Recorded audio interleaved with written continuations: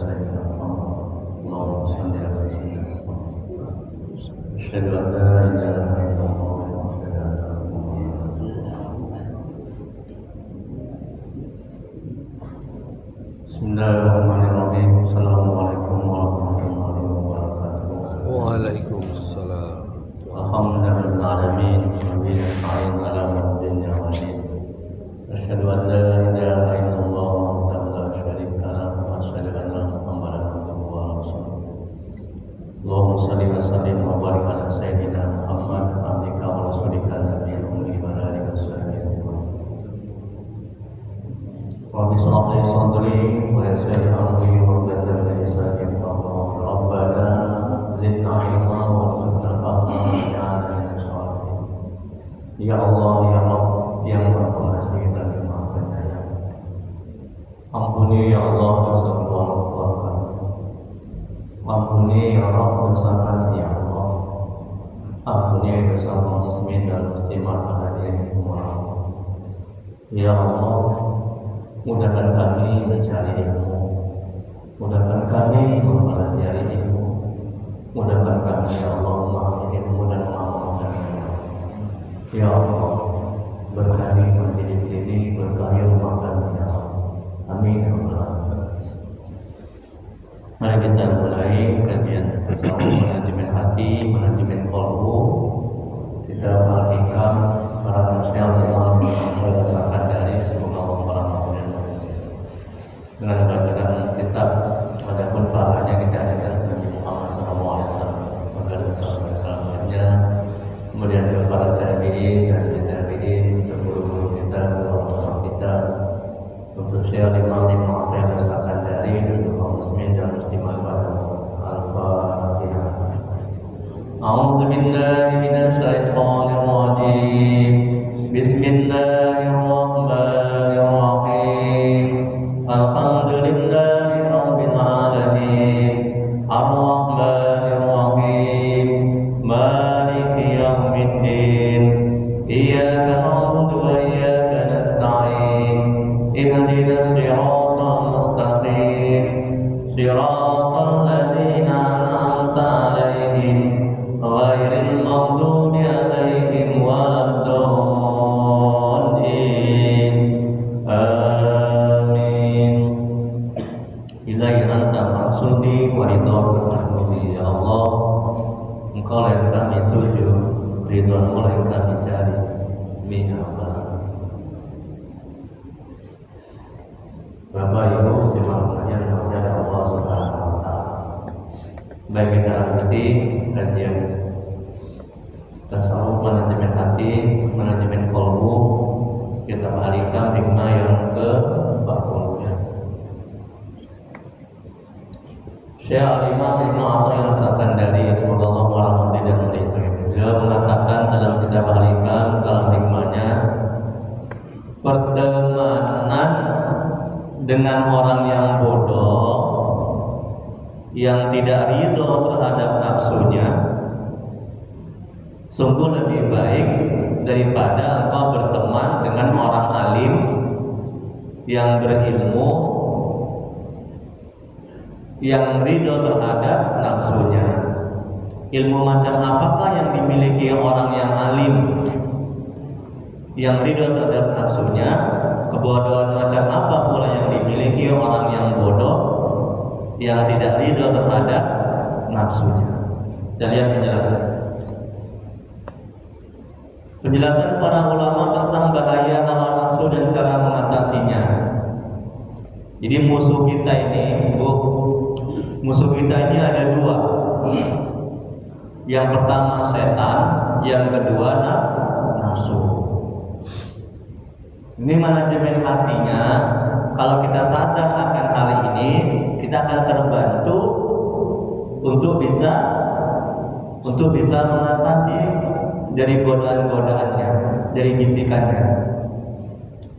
Dan ingat, setan dan nafsu ini selalu dia mengajak kita kepada kemaksiatan, kehancuran. Jadi setiap saat, setiap detik kita harus waspada. Kita harus bentengi diri kita dengan berzikir.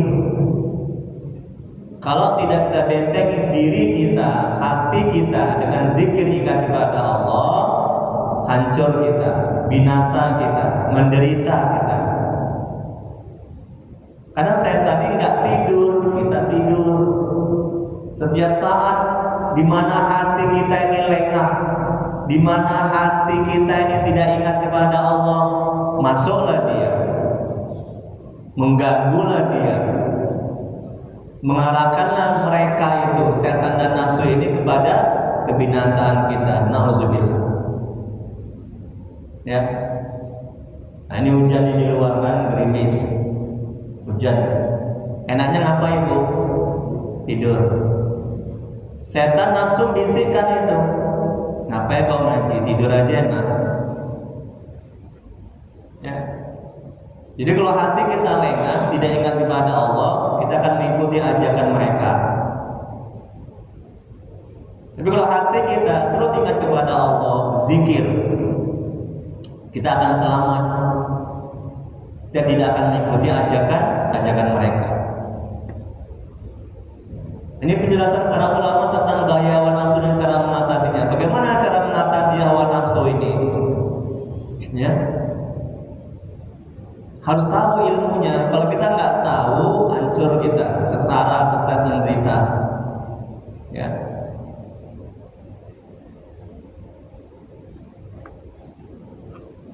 Syekh Abdul Ghani An-Nablusi, semoga Allah merahmati dan meridainya, berkata, berjuang melawan hawa nafsu atau mujahadah termasuk kategori ibadah. Nah, jadi ibadah kita mendapat pahala. Ketika setan mengajak kita kepada kemaksiatan, kita bermujahadah sungguh-sungguh, ya, untuk tidak mau mengikuti ajakannya. Di situ kita mendapat pahala.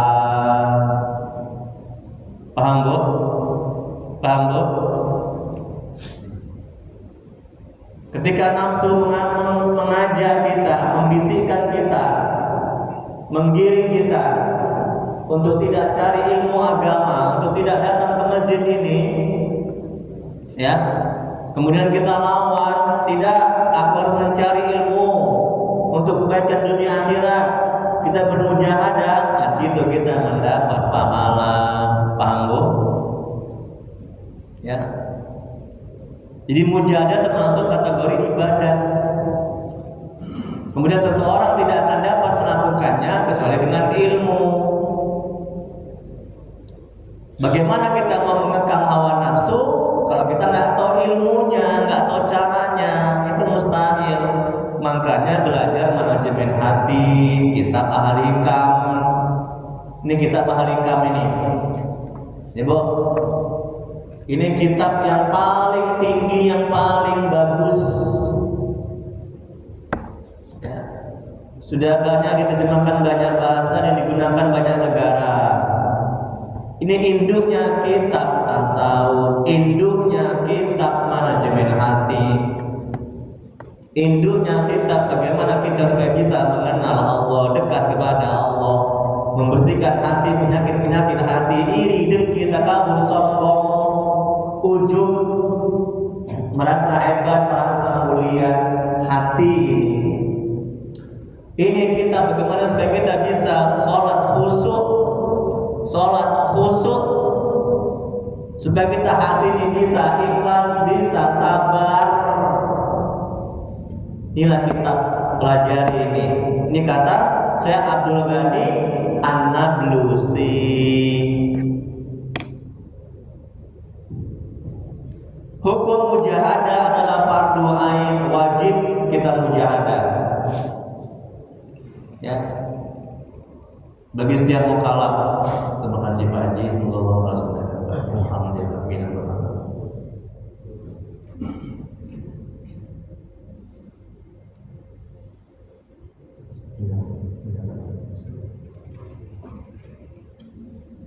Tengok kan, jangan risau masalah rezeki. Saya nggak minta dikasih, ya. Jadi jangan risau, jangan sibuk, jangan stres masalah rezeki. Rezeki itu sudah ada, betul. Yang kita cari itu keberkahannya. Ya.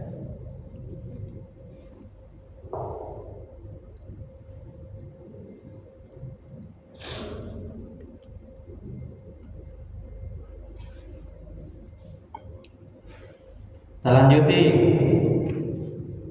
Hukum mujahadah dalam fardu ain. Syekh Abdul Qadir Isa, semoga Allah merahmati dan meridhoinya. Yang dimaksud dengan berjuang melawan hawa nafsu adalah bukanlah mencabut habis akarnya, Bu. Hawa nafsu nggak bisa dihilangkan, ya. Dia sudah ada semenjak kita dilahirkan. Nih, bukan mencabut habis akarnya, tetapi mengekamnya dari yang buruk menjadi yang baik, ya. Tapi hawa nafsu itu dikekang, diarahkan dari yang buruk menjadi yang baik. Ketika dia mengajak kita kepada kemaksiatan, nih hawa nafsu ini, maka kita arahkan, makanya hati ini, hati akal pikiran kita, itu manajemen hatinya, kita arahkan kepada yang baik. Ngapain kau sholat, enakan tidur? Ngapain kau ngaji? Ini hujan, enakan tidur. Alhamdulillah dia berarti menjadi berkah. Ketika nafsu membisikkan, ya, setan juga ikut membantu. Nafsu mengarahkan untuk tidak mengaji, untuk tidak sholat, maka kita arahkan hati akal pikiran kita arahkan kepada untuk pergi ke masjid untuk mengaji. Coba berapa banyak nih pahalanya nih? Setiap langkah dihitung pahala, betul? Jangan tadi kan? Dia niatkan datang ke masjid dapat pahala sholat, udah 2 pahalanya. Silaturahim dapat pahala lagi kan? Silaturahim kan? Udah 3. Dengarkan ilmu majelis taklim dapat pahala lagi, udah 4. Apa lagi ya? 3. Etika. Pinter Haji. Paling.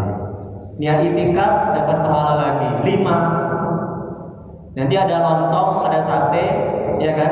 Kita doakan yang memberikan lontong itu, yang sedekah itu dapat pahala lagi 6. Apa lagi? Cak bantu.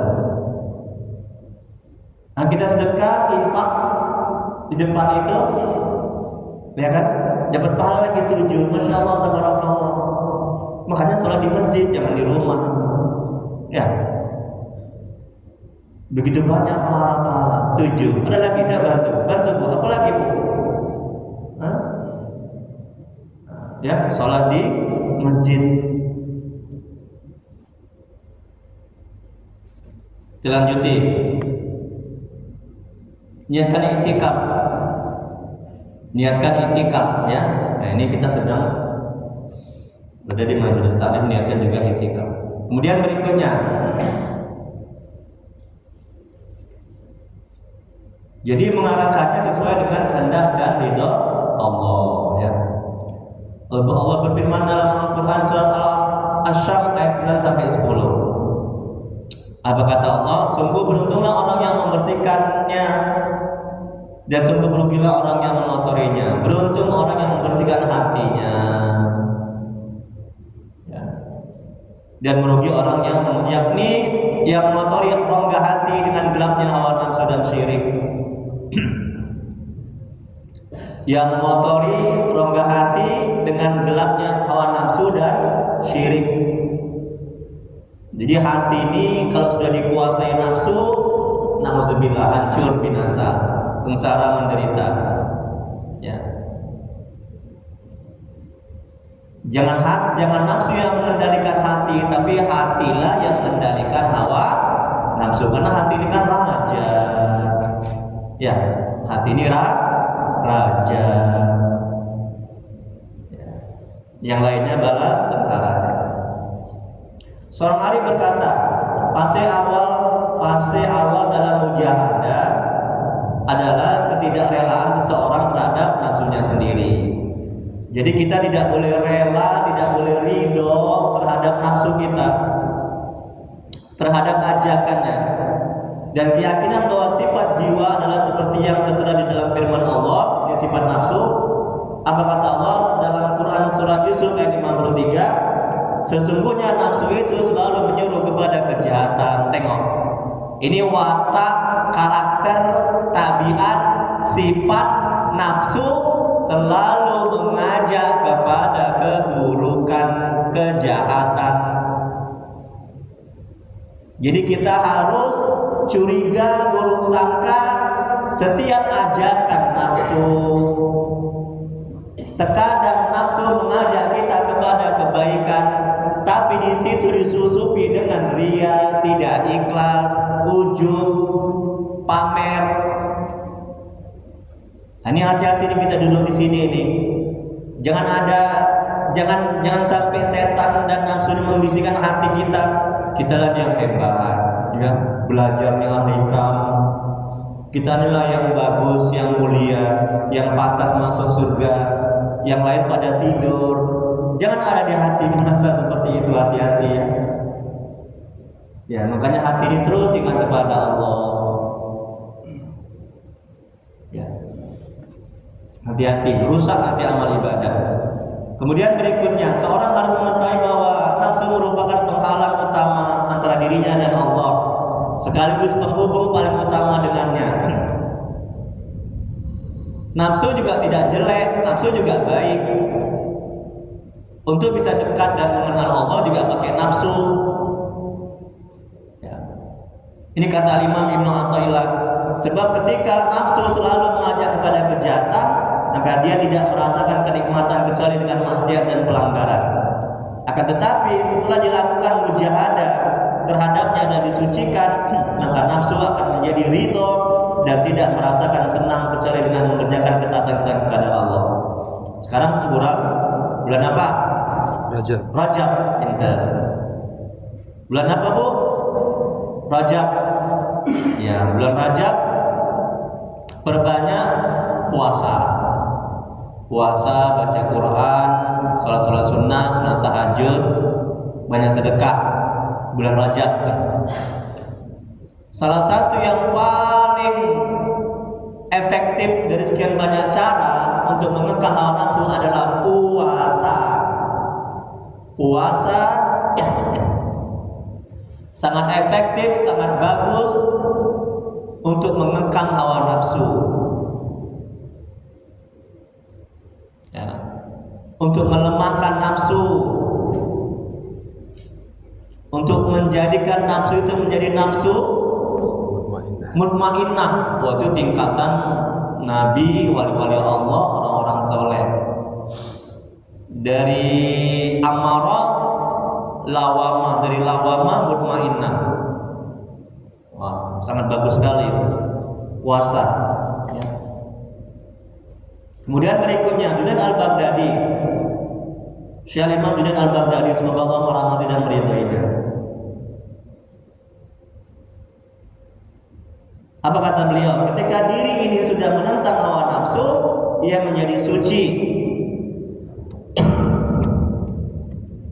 Sebab hakikat penyucian diri adalah penentangan terhadap hawa nafsu. Sesuatu yang pada awalnya buruk dan berbahaya akan berubah menjadi baik ketika dibersihkan dan disucikan.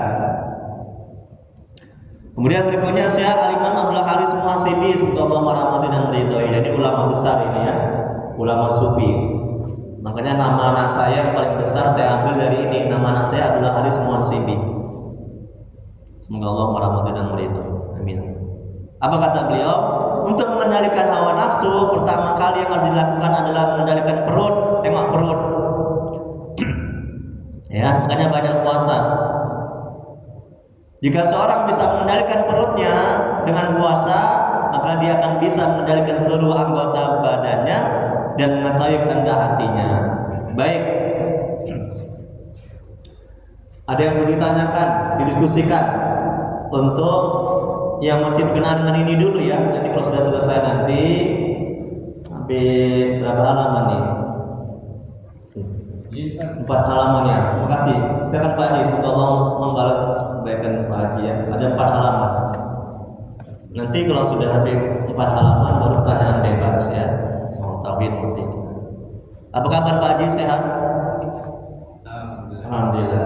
Pak Haji dapat pahala ya. Terima kasih atas waktunya Bos.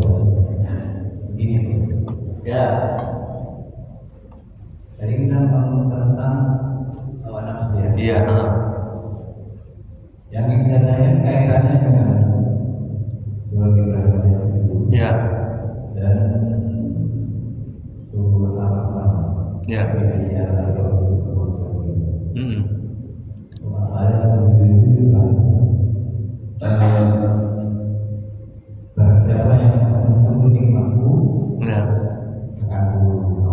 Pintar. Barang siapa yang bersyukur atas nikmat maka akan aku tambah. Lain syakartum la azidannakum wa la in kafartum min azabil sadid. Pintar. Awal tadi. Iya. Karena kebanyakan manusia awam tadi awam itu terkadang dia ingin menggunakan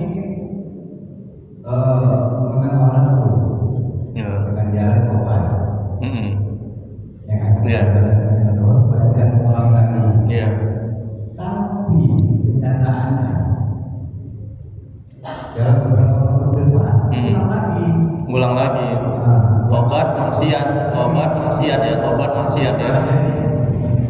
Apakah kita itu termasuk tidak mensyukuri nikmat? Apakah kita tidak mensyukuri nikmat dari Allah? Allah tadi. Iya. Kita nggak bisa mengontrolnya. Tobat, Iya. tobat. Apakah kita termasuk tidak mensyukuri nikmat? Iya. Kan kita jadi kubur dirinya. Iya. Kita sangat pedih kepada Allah. Ya, terima kasih Pak Haji, bagus sekali ya. Semoga Allah melaksanakan kajian ini ya Rabbal Alamin. Ustaz, tobat maksiat. Nah, dalam Al-Quran Allah sebutkan la in syakartum la azidannakum. Jika engkau bersyukur aku tambah nikmat. Tobat itu adalah nikmat Allah. Kita bisa tobat, itu nikmat, itu karunia, anugerah. Betul.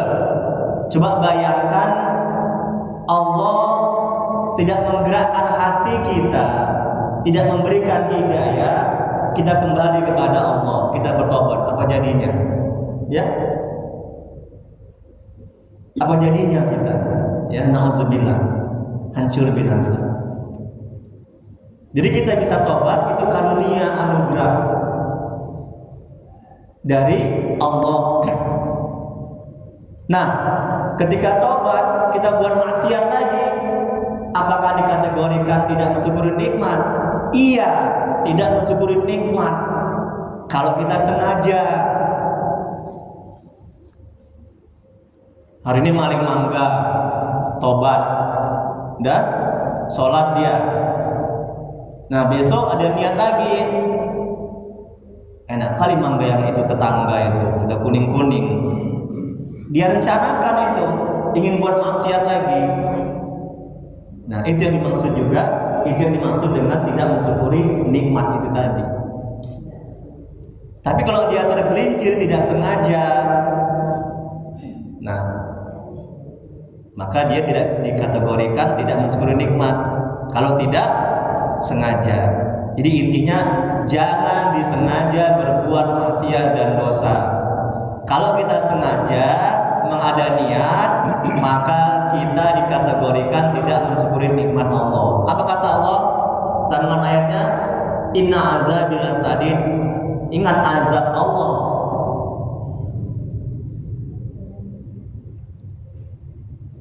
Jadi kalau misalnya maksiat tobat maksiat, kalau kita buat maksiat tobat, buat maksiat tobat lagi.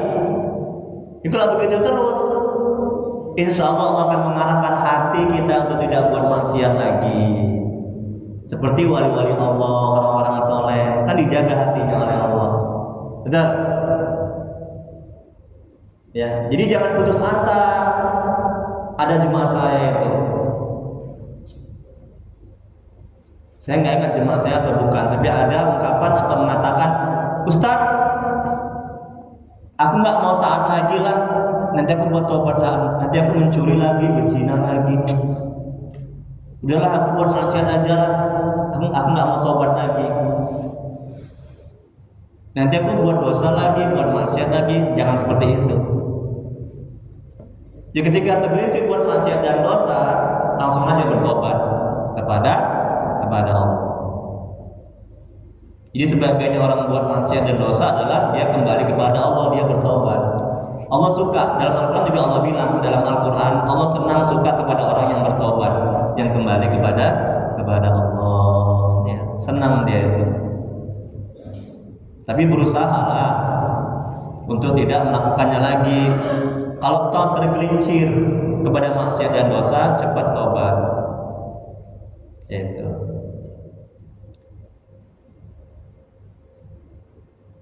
Buat dosa baik atau tidak? Enggak, begini maksudnya.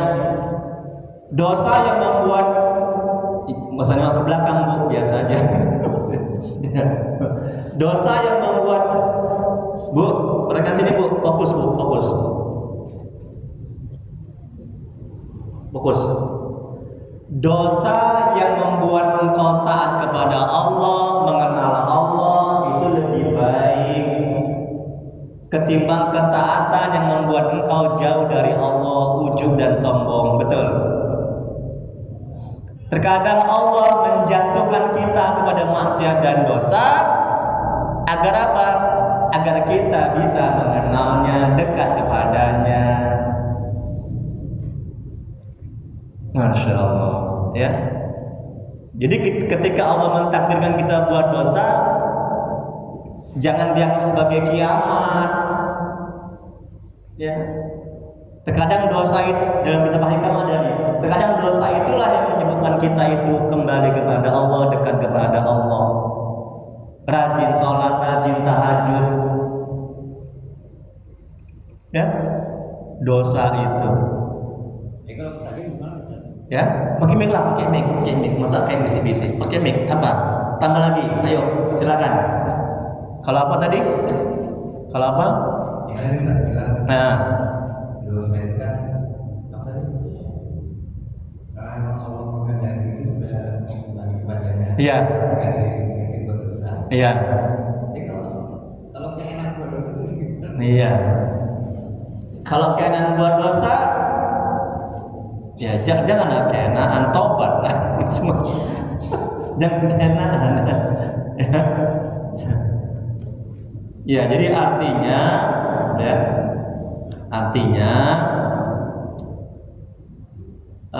jangan kita terlena dengan dosa-dosa kita, cepat kembali kepada Allah, cepat bertobat. Kayaknya Pak Haji Parlin menyampaikan sesuatu kayaknya. Iya. Kan hati saya kan. Silakan Pak Haji Parlin. Masih berkenaan dengan ini ya, jangan melebar, jangan yang lain. Itu memang sudah selesai 4 halaman, baru nanti bebas mau pikir, mau apa nanti. Ya, silakan Pak Haji. Bismillahirrahmanirrahim. Ini untuk pengalaman ataupun Masya Allah. Alhamdulillah. bahwa yang awam itu tobat, maksiat, Iya. itu awam. Ya, awam. Jadi untuk memulainya supaya masuk ke level lagi yang lebih tinggi, Iya. kita mulai dari mana kita mau mengasih makan hati. Masya Allah. Ini Betul. tubuh kita ini ada fisik. Iya. Kita harus kasih makan sarapan, Betul, nasi, ya. kemudian makan siang, Iya. makan apa, Tubuh. supaya kita hidup. Betul. Supaya kita hidup. Jadi Iya. kalau nanti udah siang kita lapar, kita makan lagi. Iya. Jadi di dalam tasawuf bahwa jasad ini harus dikasih makan juga. Iya. Caranya dengan mengasih makan itu dengan sholat. Iya, hati itu ya. Ya, sholat. Kemudian baca Al-Quran. Iya. Kemudian berzikir. Pinter. Kemudian dengan amal soleh atau Iya. sedekah.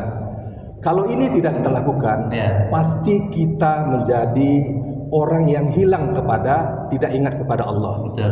Itu kenyataan. Iya. Berikutnya kita harus kasih makan lagi, yaitu pikiran. Pikiran. Pikirannya apa cara ngasih makannya? Baca majelis ilmu, Iya. kemudian baca Al-Quran, Iya. kemudian melaksanakan Iya. perintah daripada syariat daripada Nabi Muhammad, yaitu Iya. perilaku-perilakunya. Iya. Berikutnya bagaimana kita mengasih makanan nafsu? Iya. Ini tadi, Betul. kasih makan nafsu dengan puasa. Masya Allah. Betul. Dengan puasa. Allah. Jadi kalau di bulan Rajab ini, Iya. kemudian Sa'ban, Ramadan, kalau kita sudah melaksanakan latihan-latihan ini, Iya. mudah-mudahan di Ramadan nanti dapatlah Lailatul Iya. Qadar. Masya Allah. Mujahadah. Karena Iya. nggak bisa kita lakukan juara tanpa latihan. Betul. Latihannya di sini, puasa. Iya. Berikutnya, bagaimana kita mengasih makan kolbu, Iya. Hati. hati ini. Iya. Di hati harus hanya ada nama Allah. Masya Allah. Jadi di luar itu dibuang. Ya. Kita niatkan, ya Allah, jangan ada di dalam hatiku selain kamu, ya Allah. Ya. Nah, ini dimulai dengan zikir. Masya Allah. Kemudian ada lagi yang harus dikasih makan, makanan ruh. Ruh. Nah, bagaimana cara makan ruh nanti Pak Ustadz yang jelaskan. Ya. Jadi supaya jangan bolak-balik maksiat, tobat maksiat. Ya. Kalau bisa kita berzikir seperti napas. Kita seperti jantung kita berdegup, Ya. mengembang, berdegup, seperti kita berzikir di dalam jantung itu, ya Allah, supaya kita berzikir Allah, Allah, supaya tidak ada lagi yang boleh katakan kita keluar daripada jalur Allah. Masya Karena Allah. sudah ada berzikir 24 jam. Ya. Saya pikir itu untuk level yang kedua, dan saya juga dalam proses untuk itu. Ya. Dan kita semua akan menuju ke sana supaya Ya. kita Amin, amin. jangan keluar masuk yang dibilang pertanyaan tadi. Hari Ya. ini dosa, besok maksiat. Ya. Kita harus naikkan lagi level kita. Terima Mujahadah kasih, ya. Ustaz. Masya Allah, tabarakallah. Terima kasih Pak Haji Fadlin. Semoga Allah membalas kebaikan Pak Haji Fadlin dapat pahala ya. Amin ya rabbal alamin. Bagus sekali. Pak Haji, kayaknya teman-teman mau ada tambahan. Terima kasih ilmunya Pak Haji Fadlin. Nah, Pak Haji, mau tambahan? Untuk ilmu atau lagi? Oh enggak. Nah, lagi Bu, silakan Bu. Yang lain? Kita lanjuti halaman 2. Insyaallah tabarakallah. Bagus ya.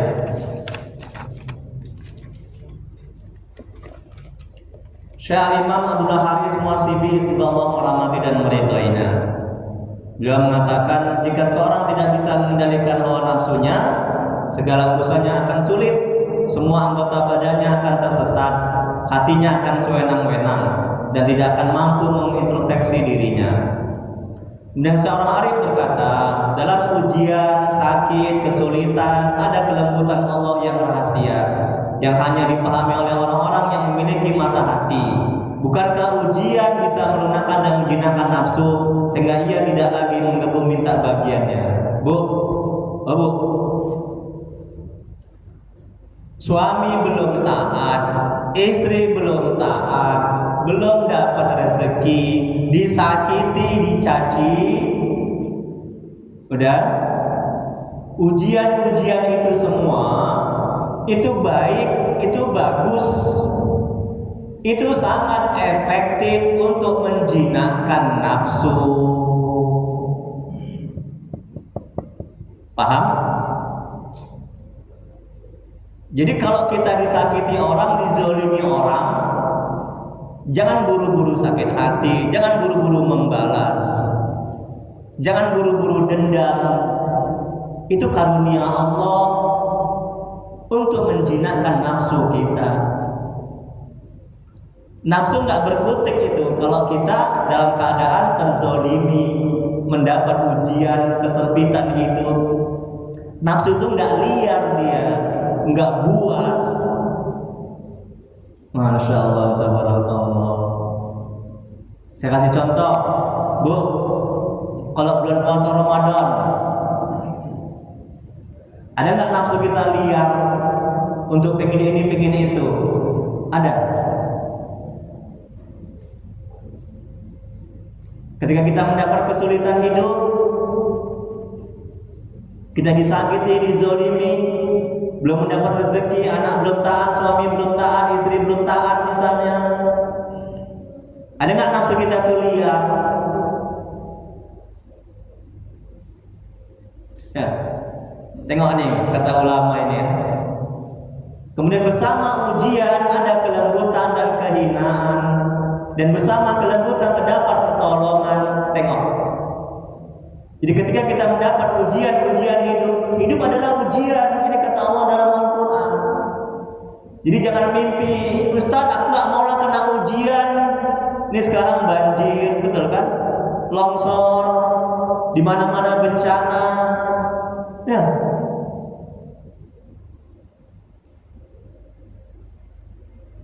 Tengok apa kata ulama, bersama ujian ada kelemahan dan kehinaan, dan bersama kelemahan terdapat pertolongan.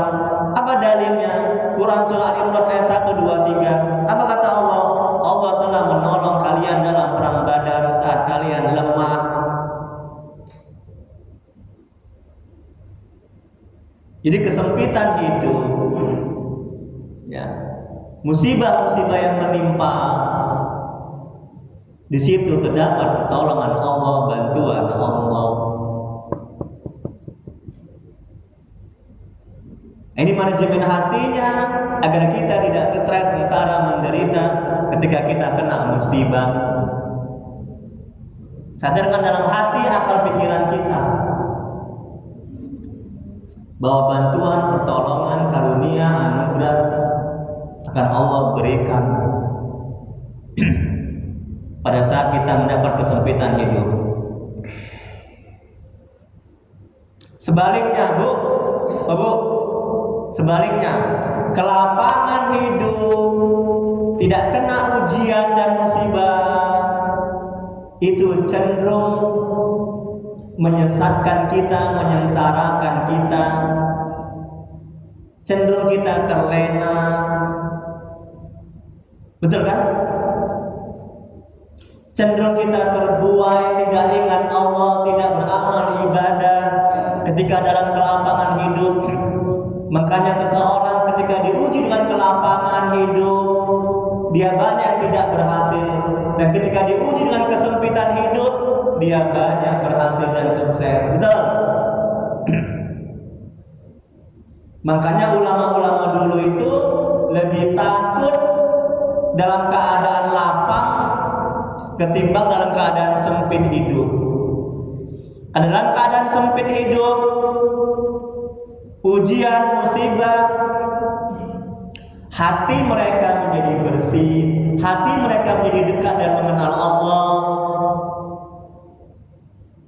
Ya, nafsu mereka menjadi jinak dan terkekang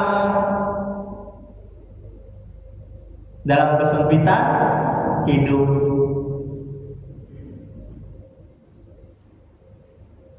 Makanya ketika kita mendapat kesempitan hidup, jangan buru-buru berdoa, ya Allah lapangkan urusanku. Jangan buru-buru doa minta begitu, karena boleh jadi dalam kesempitan hidup karunia, anugerah, ya, ma'rifatullah, mengenal Allah, Allah akan berikan ke dalam hati kita. Tapi kalau kita bersabar. Bagaimana supaya bersabar? Sadarkan dalam hati atau pikiran kita ketika mendapat ujian, aduh, ya Allah, ini baik, ini karuniamu, ini anugerahmu. Inna lillahi wa inna ilaihi raji'un. Sabar, karunia. Kita lanjuti. Yang mana, Bu? Syekh Imam Abdul Haris Muhasibi, semoga Allah merahmati dan meridhoinya. Pencapaian derajat yang tinggi di sisi Allah hanya bisa didapat dengan disertai keinginan yang kuat yang didukung dengan pengendalian hawa nafsu. Siapa saja yang keinginannya kuat, maka dengan izin Allah hawa nafsunya akan terkendali dan hatinya pun akan mendapat anugerah serta pertolongan dari Allah. Hatinya akan terbuka. Kemudian Syekh Imam Abdul Haris Muhasibi mengatakan, semoga Allah merahmati dan meridhoinya, ada nafsu yang baik, ada nafsu yang menyuruh pada kejahatan dan memberitakan pada perbuatan dosa.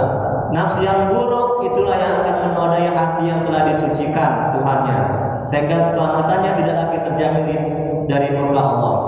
Kemudian Syekh Imam Abdul Haris Muhasibi, semoga Allah merahmati dan meridhoinya, mengatakan, apabila kita sudah mengekang hawa nafsu seperti menjaga ucapan, keinginan perut, puasa, dan menjauhi urusan dunia, maka Allah akan menerangi hati kita dari kegelapan hawa nafsu. Setelah hati kita menjadi terang, kita akan melihat apa yang diperintahkan Allah. Jika yang kita lihat merupakan perintah Allah, ikutilah. Jika yang mengajak musuh Allah, jauhilah. Ini kalau hati kita udah bersih, maka mata hati bisa melihat ajakan-ajakan nafsu. Ketika ajakannya berbuat baik, ikuti. Ketika ajakannya berbuat buruk, tinggalkan. Kemudian berikutnya, Syekh Imam Abdul Haris Muhasibi, semoga Allah merahmati dan meridhoinya, jika kita mengikuti hawa nafsu yang tidak tampak dalam jiwa, maka muncullah sifat sombong, suka dipuji, suka menumpuk harta, bersaing dalam urusan harta, saling membanggakan diri, dan cinta kekuasaan. Maka kesemuanya itu dapat mengotori hati. Kemudian berikutnya Syekh Imam Abdul Haris Muhasibi Masih mengatakan, sesungguhnya iblis, setan mengurungmu dalam area dosa lewat bisikan nafsu dan kerusakan hati. Kemudian berikutnya Syekh Imam Abdul Haris Muhasibi mengatakan, semoga Allah merahmati dan meridhoinya, orang arif jika diajak nafsu dengan tipu dayanya untuk memutus dirinya dari jalan keselamatan, maka ia menyidangkan dalam tanda kutip nafsunya kepada rasa malu terhadap Allah, sehingga nafsu itu dihinakan oleh hukum rasa malu. Bu, ini orang-orang soleh, ya.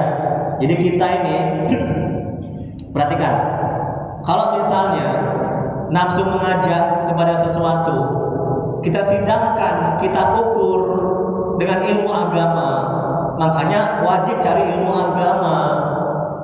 Umpama nafsu mengajak kita untuk tidak mencari ilmu agama, kita sidangkan dalam tanda kutip, kita ukur ajakan nafsu ini baik atau tidak, Allah ridho atau tidak.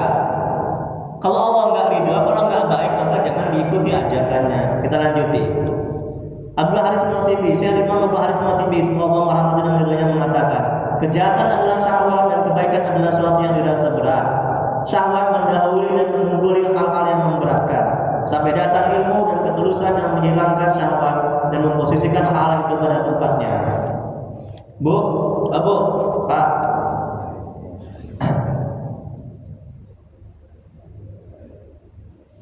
ini saya tanya, tolong dijawab. Pernah, kalau nggak salah pernah juga saya sampaikan, mungkin udah lupa ya, udah agak lama mungkin ya. Tolong dijawab, perhatikan.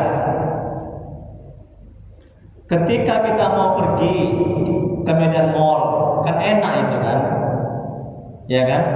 Nah, supermarket Medan Mall. Pada saat yang sama, azan berkumandang. Ini mesti benar nafsu. Azan berkumandang. Hayya 'alas shalah. Mana yang Bapak Ibu ikuti? Ke Medan Mall atau menyerti ajakan apa? Atau sholat? Jujur ya Bu ya, jujur. Jangan ada dusta di antara kita. Dengan tidak kasih lontong nanti. Bercanda Bu ya. Sallallahu alaihi wasallam. Pak, tolong jawab. Kemol Pak. Kemol kan? Pinter, jujur. Ya, kebanyakan kita ya pergi ke Medan Mall shopping daripada menyauti panggilan Allah. Nafsu suka itu, betul, ya kan? Nafsu suka itu, ya. Kita nggak usah munafik. Yang mau saya katakan, lihat, ketika kita berat untuk menyauti panggilan Allah, di situ ada kebaikan. Tolong diamalkan. Saya ulangi lagi. Ketika nafsu ini berat untuk mengikuti menyauti panggilan Allah, di situ ada kebaikan. Ketika nafsu ringan untuk shopping ke Medan Mall, di situ ada keburukan. Paham? Mak ibunya mikir kali dia langsung bagus tuh ya. Jadi mana yang berat di antara dua kasus itu? Itulah ikuti. Kok serius sekali Bu? Paham Bu? Maka ikutilah panggilan Allah. Tapi nafsu nggak suka, ikuti ya. Sholat dulu baru ke Medan Mall. Ya? Hah? Sholat di mall? Jangan sholat di mall. Kan lebih utama sholat berjemaah. Ya kan, janganlah. Paham ya Bu ya? Satu lagi contoh. Ini bapak-bapak ini, tolong dijawab. Oh, ini bukan pertanyaan. Oh ya, pertanyaan juga lah. Pak, malam Jumat, wirid, ada lontongnya. Mana yang Bapak ikuti? Sholat Isya berjemaah di masjid, udah. Kemudian wirid, atau wirid dulu. Ada lontongnya dia di situ. Isanya nanti, atau mungkin bahkan dia nggak sholat Isya.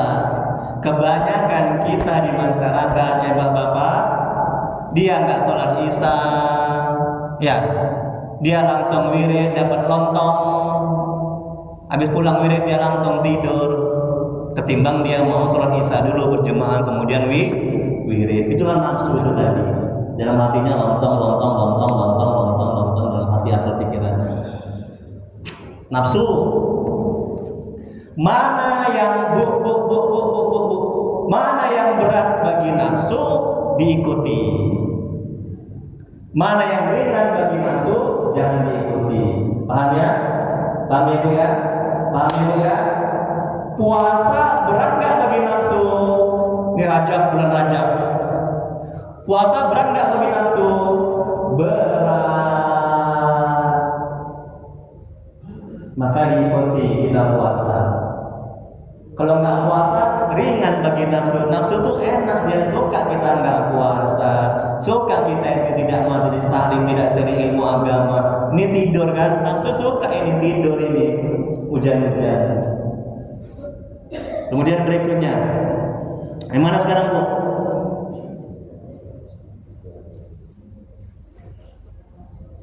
Ini tadi kan. Saya Imam Abdul Haris masih semoga Allah warahmatullahi wabarakatuh. Kekenyangan dapat membangkitkan syahwat, menyebabkan kasarnya perangai, penyakit dan rasa berat dan ini. Kenyang, perut ini penuh dengan makanan, itu membuat nafsu itu kuat, syahwat kuat, maka susah untuk beribadah. Baik, silakan bertanya. Udah habis waktunya. 3 menit lagi lah, 6:33 sekarang. Nah, sudah peraturan. Silakan Pak Haji. Pak Haji dapat pahala. Apa kabar Pak Haji? Sehat? Masya Allah, tabarakallah. Rindu sama Pak Haji. Itu mana mic-nya? Bisa. Itu pulang ke Pak Haji. Ini nanti sisanya dibaca-baca aja, kalau nggak paham ditanya nanti pakai WA. Silakan Pak Haji. Waalaikumsalam warahmatullahi wabarakatuh. Ya.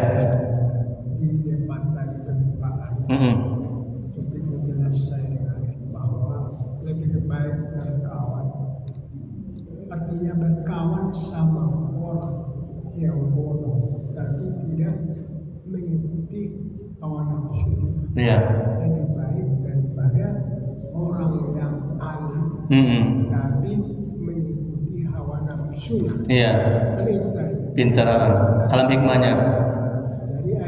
Di sini belum tergambar. Artinya ini sama-sama ada di masyarakat kita. Bodoh, tapi memang dia tidak mengikuti hal nafsu. Tapi sebenarnya ini suatu pelajaran yang tidak perlu dicontoh. Kemudian juga ada orang alim, tapi mengikuti hawa nafsunya. Ini dua-dua yang harus belajar. Artinya kalau sudah orang yang katakanlah bodoh, dia tidak mengikuti hawa nafsu, ini baik. Tapi ada kekurangannya di sini harus diubah. Dia harus jangan dibiarkannya dia bodoh. Dengan jalan ya belajarlah. Karena bagaimanapun kalau orang bodoh ini beribadah tidak berdasarkan ilmu, berat juga itu. Artinya istilahnya ada kata musyrik kita ditolak. Jadi ini kalau ada kayak ini tidak boleh dibiarkan terus bodoh, harus dihindarkan. Jadi kedua pelajaran kedua, ada orang alim tapi mengikuti hawa nafsunya. Ini udah bisa ada yang dicontoh, ada yang tidak harus dicontoh. Artinya orang alim ini kan berarti pintar, ilmu agamanya bagus. Tapi dia mengikuti hawa nafsunya. Ada yang perlu tidak dicontoh di sini. Kalau seandainya dia mengendalikan hawa nafsu nafsunya, ini pasti baik orangnya. Iya. Jadi kalau ada pun kita sudah merasa pintar, belajar, masih kita ikuti hawa nafsunya, itulah harus dikendalikan nafsunya. Iya. Berarti ada golongan yang ketiga, artinya kita itu tidak boleh bodoh, tapi harus cerdas. Iya. Kalau sudah bodoh kita sadar, belajar supaya cerdas. Kemudian kalau kita merasa cerdas, sudah banyak ilmu agama, sudah pandai berzikir, sudah semua bisa, seperti sampaikan Pak Pauline tadi, level-level. Tapi itu semuanya kalau sudah cerdas mengamalkan ilmu, pasti terlihat adabnya menjadi baik. Bisa menjadi contoh masyarakat. Artinya ini saya sampaikan supaya kita paham keadaan manusia begitu. Jadi ada kita itu yang perlu di tengah-tengah. Harus tidak bodoh, jangan terlalu pintar kali. Pintar mengikuti hawa nafsunya akan ke jurang juga. Jadi kita kalau sudah diamalkan ilmu itu beradab kita. Kalau sudah beradab kita, karena orang yang berilmu tidak beradab, itulah tadi golongan yang tadi. Golongan yang alim tapi mengikuti hawa nafsunya. Memang dia alim tapi kurang beradab. Sedangkan Rasulullah menyampaikan sama kita adab itu lebih tinggi, karena orang yang beradab itu berilmu, dia diamalkan ilmunya. Mungkin begitu Ustaz. Iya, Masya Allah, terima kasih Pak Haji, semoga Allah semakin Pak Haji ya, sekali menjelaskan Pak Haji. Nah, jadi coba lihat sebelum nanti ada diberikan sesi pertanyaan atau diskusi, kita kembali ke awal tadi. Coba lihat tadi kalam hikmahnya.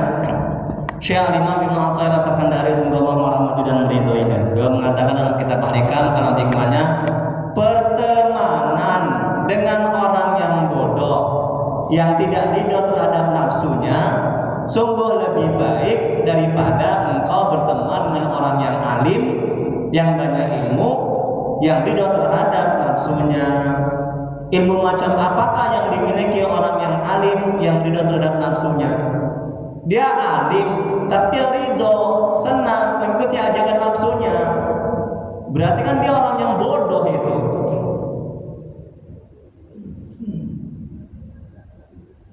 Jadi ilmunya itu juga sia-sia.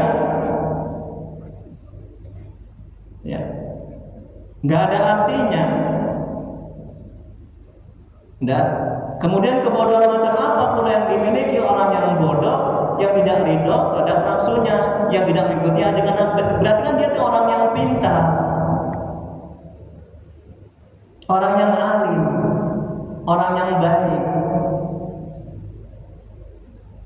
Nah, jadi hikmah ini mengajarkan kepada kita bahwa nggak ada gunanya kita banyak ilmu kalau ilmu kita itu tidak bisa mencegah kita untuk tidak buat maksiat, untuk tidak bisa mengekang nafsu kita. Ya. Seharusnya ilmu itu pemandu amal, betul? Pemandu amal. Orang beramal nggak ada ilmu, amalnya ditolak, betul? Terutama yang wajib dipelajari ilmu manajemen hati ini, tentang hati. Ini bukan berarti yang lain tidak bagus, tidak baik, bagus. Ya. Yang lebih dibanyakan yang sudah usia 40 tahun ke atas, perbanyaklah ilmu tentang hati ini. Silakan tanya. Ya, Pak Haji, silakan. Apa kabar Pak Haji? Sehat Pak Haji? Alhamdulillah. Ada mic-nya tolong. Assalamualaikum warahmatullahi wabarakatuh. Nah, pakai mic.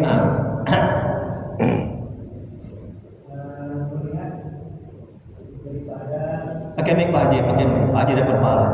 Pakai mic Pak Haji, biar lain dengar, biar lain dapat ilmu juga. Pertemanan dengan orang bodoh. Ya.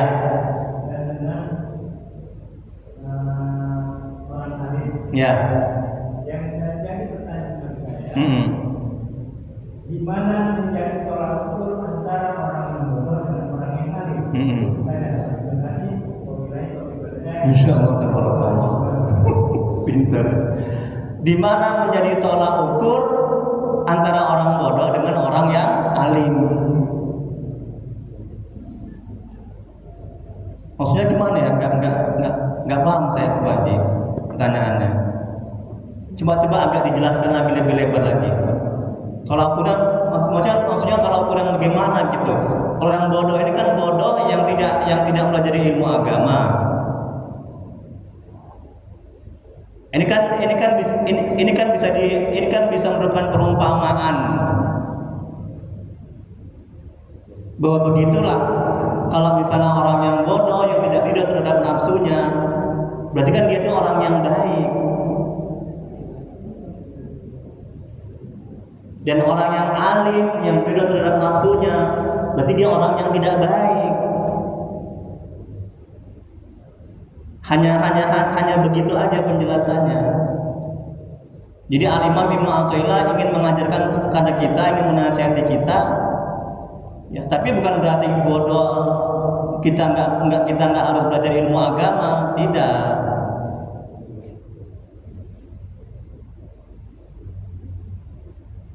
Ini hanya sebuah ungkapan, hanya sebuah perumpamaan, bisalah seperti itu, gitu.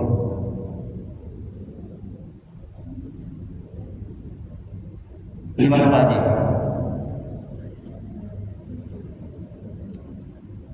Ya, saya tambah lagi. Iya, silakan Pak Haji Parlin. Anda mungkin Pak Haji mau tambah lagi mungkin? Nah, nanti. Bodoh dan alim tadi. Di sini masalah kesadaran beragamanya. Jadi kalau dia sudah sadar beragama, tentu dia akan menjalankan semua perintah-perintah dan menjauhi larangannya. Kemudian ada juga yang sudah alim tapi tak sadar bahwa kealimannya itu sebenarnya harus dijalankan. Tetapi karena tadi di sini ada manajemen kalbu, bahwa kita ada di titik setan dan nafsu, inilah yang membuat kita bolak-balik. Jadi saya kasih tips untuk supaya kita tidak bodoh, letakkan dunia hanya di tangan aja Pak. Urusan kolbu tidak boleh ada masuk urusan dunia ke dalam kolbu. Jadi bagaimana untuk meletakkannya itu harus ada ilmu. Nah itulah tadi kita supaya belajar untuk bisa membedakannya. Karena sekali lagi kita selalu kembali ke bodohan atau ke awam karena apa? Kita tak ada ilmu. Pesan saya, belajarlah terus untuk membersihkan, karena Rasul bilang kalau qalbu sudah bagus maka kita akan keluar dari yang kebodohan itu, keluar daripada alim tetapi bernafsu. Jadi pesan saya, letakkan urusan-urusan dunia ini hanya di tangan aja. Kalau nanti hilang urusan-urusan dunia hanya di tangan aja. Jangan letakkan di dalam hati. Kalau itu diletakkan dalam hati, itu yang kita merusak daripada baik itu ilmu maupun iman kita. Sehingga kitalah termasuk orang yang bodoh. Jadi rumus kita supaya jangan masuk dalam kebodohan, belajar, kemudian letakkan urusan dunia hanya di tangan. Lepas saja. Kalau udah urusan kolbu harus benar-benar ada di situ yang namanya iman dan nama-nama Allah. Jadi kalau kita nggak ada nama Allah terus kita sebut di dalam detik per detik, itu yang masuk ke dalam kita adalah kebodohan atau kelalaian. Iya, terima kasih Pak Jepara. Maaf kalau kira-kira pengajian kita dan fokusnya seperti kita menggurui, artinya begini aja, fokusnya ke pertanyaan. Jadi jangan pertanyaan itu jadi kalau gitu, pertanyakan sama yang kita beri arah beda. Saya rasa dibatasin aja, di koridor fokus kita di apa yang kita bahas di pengajian ini aja. Oke, ini pertanyaannya harus waktu aja ini sudah selesai. Jadi setiap kita melihat bukan ceramah kita, jadi jangan ceramah, pertanyaan aja. Kalau nanti keluar dari koridor ini, ya kan, fokusnya dia. Ya kan itu coba, makasih Pak. Iya, terima kasih Pak Haji. Terima kasih Pak Haji Parlin, terima kasih. Berkenaan dengan Bapak tadi, coba lihat halaman 4. Halaman 4, ini belum kita baca tadi. Nah, itulah dia jawabannya. Coba lihat semuanya, tolong sebentar aja, 2 menit aja. Tolong buka Pak Haji halaman 4. Ya halaman 4 tadi. Halaman 4, itu dia jawabannya. Coba lihat. Makin jelas lagi. Ini tambahan dari jawaban saya. Udah halaman 4. Tadi Pak Haji tadi yang bertanya tadi. Coba lihat. Orang bodoh adalah orang yang tidak memiliki ilmu lahir. Udah, tidak puas dengan keadaan diri sendiri. Misalnya dengan menganggap dirinya hina atau menyadari kekurangannya. Udah, tidaklah baik berteman dengan orang yang puas dengan keadaan dirinya sendiri, walaupun dia seorang yang alim, orang yang berilmu. Orang yang berilmu, orang yang puas dengan dirinya, menganggap dia mulia, menganggap hebat, menganggap dia itu sempurna. Nah, kemudian bagaimanapun pertemanan dapat mendatangkan pengaruh yang besar padamu. Ketika engkau berteman dengan orang yang alim, yang sudah berpuas diri, menganggap diri sempurna, menganggap diri banyak ilmu, menganggap diri pantas masuk surga, ya, engkau bisa mendapatkan sifat buruknya, sehingga ilmunya tidak berguna bagimu dalam melembutkan hatimu. Kebodohan yang membuat orang alim puas diri itulah yang berbahaya bagimu. Seakan ia bukan orang yang berilmu karena rela dengan aib yang dimiliki dirinya. Sebaliknya, berteman dengan orang yang bodoh, yang tidak puas dengan keadaan dirinya, yang merasa kurang ilmu, merasa masih banyak kekurangan, merasa banyak dosa, banyak maksiat, itu lebih baik. Tidak ujub, tidak sombong, ya, lebih baik dan lebih bermanfaat bagimu. Biasanya tabiat seseorang didapat dari tabiat orang lain. Nafsu selalu terdorong untuk mengikuti orang yang dianggap baik kondisinya. Oleh karena itu, kebodohan orang bodoh tidak akan berbahaya bagimu. Namun ilmunya membuatnya tidak puas terhadap keadaan dirinya, justru amat berguna bagimu, sehingga ia bukan orang bodoh karena mengetahui kekurangan dirinya sampai tidak merasa puas terhadap dirinya. Jadi kalau orang bodoh yang tidak puas terhadap dirinya, dia akan tergerak hati untuk mencari ilmu agama, dia akan tergerak hati untuk belajar, untuk beramal ibadah, untuk tawadhu, rendah hati. Sebaliknya orang yang berilmu, yang merasa puas dengan dirinya, merasa hebat, merasa mulia, dia akan ujub, sombong, dan gak akan tergerak hati untuk mencari ilmu agama lagi, dan gak akan mau dinasehati karena dia sudah merasa lebih. Wallahu a'lam bishawab. Banyak yang mengetahui jawabannya. Doa kita dan kelewatan. Maaf kelewatan. Jam 6 lewat 45. Paling sedikit. Astagfirullahaladzim. Astagfirullahaladzim. Allahumma shalli ala Allahumma shalli ala Allahumma shalli ala Bismillahirrahmanirrahim. Alhamdulillahirabbil alamin. Hamdan fi ni'mahu wa fi mazidah. Ya Rabbana lakal hamdu kama yanbaghi li jalali wa min azimi sultani. Allahumma shalli ala sayyidina Muhammad wa ala ali sayyidina Muhammad. Ya Allah ya Rahman ya Rahim, bertawasul kepadamu dengan keberkahan kemuliaan Nabi Muhammad sallallahu alaihi wasallam dan sahabat. La ilaha illa anta subhanaka inna kunna minaz zalimin. Ampuni ya Allah dosa-dosa orang tua kami. Ampuni ya Allah dosa-dosa orang tua kami yang telah mendahului kami. Jauhkan mereka dari siksa kuburmu. Jadikan kepada mereka taman-taman surga. Tempatkan mereka di surga-Mu sebagai surga ya Allah. Ya Allah, tolong ya Allah dengan rahmat-Mu ya Allah. Ampuni dosa dan maksiat kami ya Allah. Ampuni sebesar apapun masa lalu kami. Terima ibadah kami, terima taubat kami. Kasihanilah kami ya Allah. Ya Allah, ampuni dosa muslimin dan muslimat ala yang Allah. Ya Allah, tolong ya Allah, jadikan rumah tangga kami rumah tangga yang sakinah mawaddah warahmah. Jadikan anak-anak kami anak yang soleh dan solehah. Jangan kami dari musibah dan bala bencana ya Allah. Ya Allah, mohon ya Allah, tuntun hati kami agar bisa istiqomah dan taat kepada Amin. agar bisa selalu mengingatmu, Amin. agar bisa selalu berselawat kepada Rasulmu ya Allah. Amin. Ya Allah, tolonglah ya Allah, mohon ya Allah dengan rahmat-Mu ya Allah. Bila di antara kami, keluarga kami, jemaah ini ada yang sakit, mohon ya Allah, sembuhkan ya Allah, angkat penyakitnya ya Allah.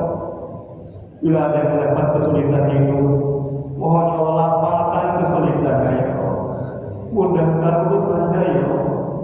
Ya Allah, mudahkan rezeki kami dan berkati, mudahkan urusan kami dan berkati.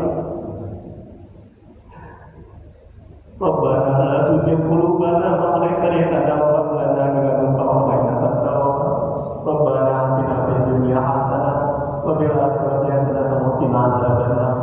Wa sallallahu alaihi sayyidina Muhammad wa alihi wasallam.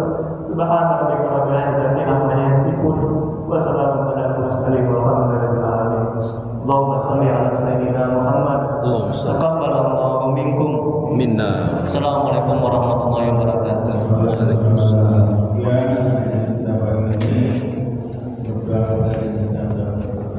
Amin, amin ya Allah.